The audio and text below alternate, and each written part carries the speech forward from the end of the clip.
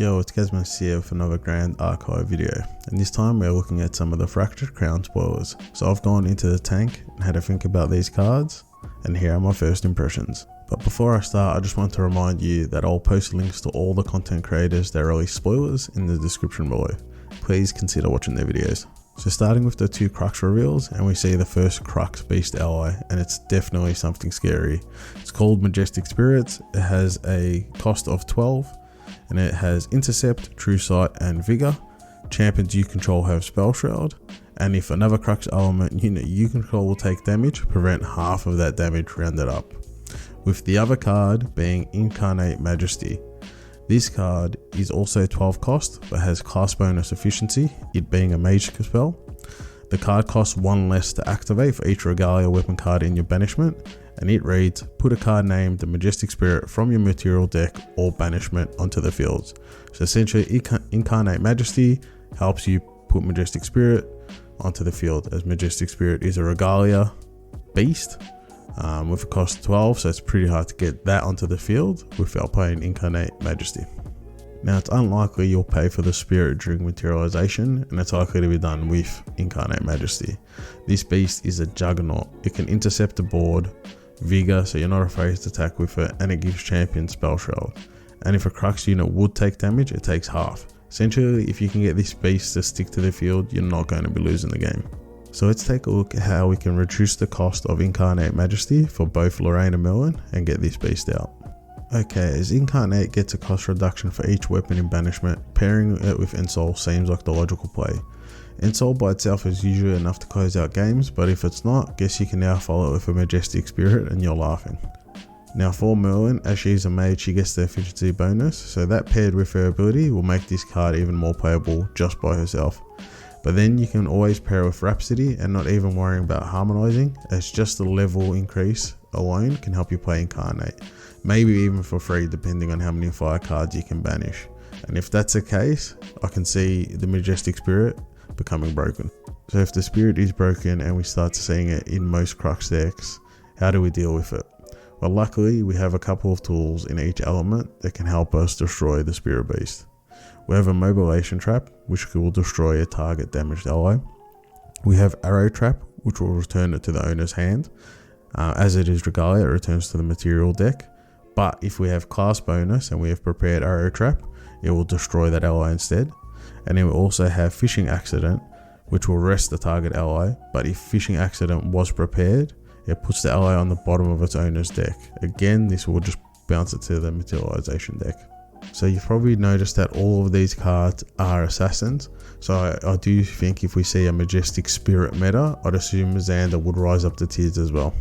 Now jumping to the two Cleric spoilers, we have the Frostbinder Apostle, which is a water free cost ally, Cleric human that has Intercept, and then it has, if you're level 2 or more, it has an on enter that target rested ally you don't control gets -4 until end of turn.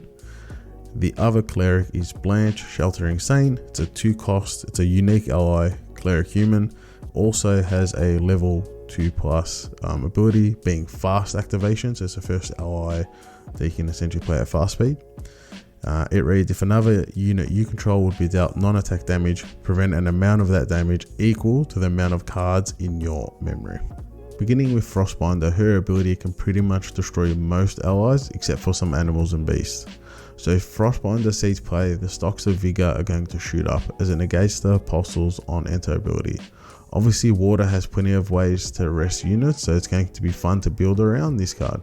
Now we have Blanche, who I kind of see as a watered down Veiling Berries. Not to say it won't see play, but as it only stops non-attack damage, it's most likely going to be a sideboard card into Rise and Xanders.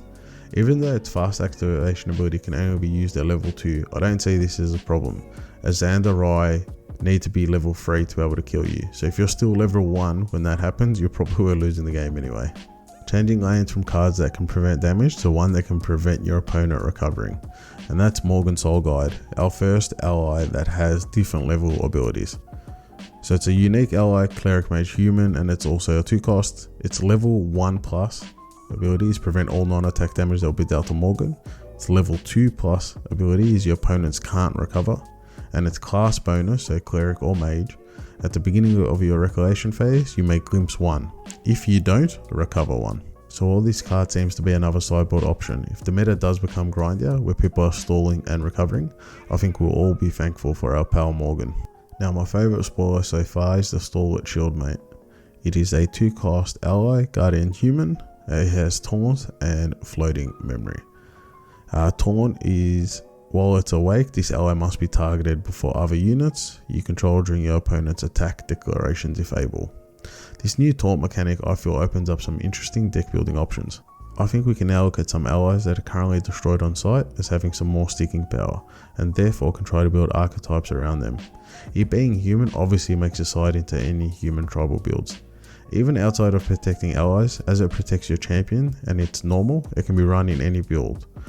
Therefore, I think this will be a staple for sure. The next spoiler is really interesting, not only because it's our first main deck ultra rare, but because of what it can do. It is an item, guard and accessory, free cost, called Rite of Realm.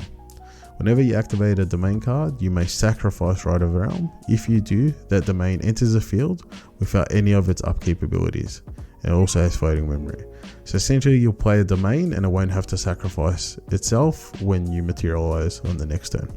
Now outside some niche situation, domains aren't played at the moment, but potentially with this card they might be. I'm personally on the fence if domains even with this card are playable, as you don't want to stack your deck with Rite of Realms, as you probably don't want to play it more than once per game.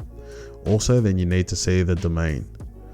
So I don't know if your strategy will be consistent enough for the benefit you're getting from the domains. With that said, I am intrigued about the Cursed Isle though, and see if mill is actually viable. So if there are any mad scientists that cook up a consistent mill deck, please let us know.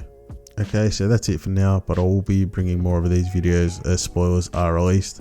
Just reiterating, the links for all spoilers are below, and if you like this video, please consider subscribing. Cheers.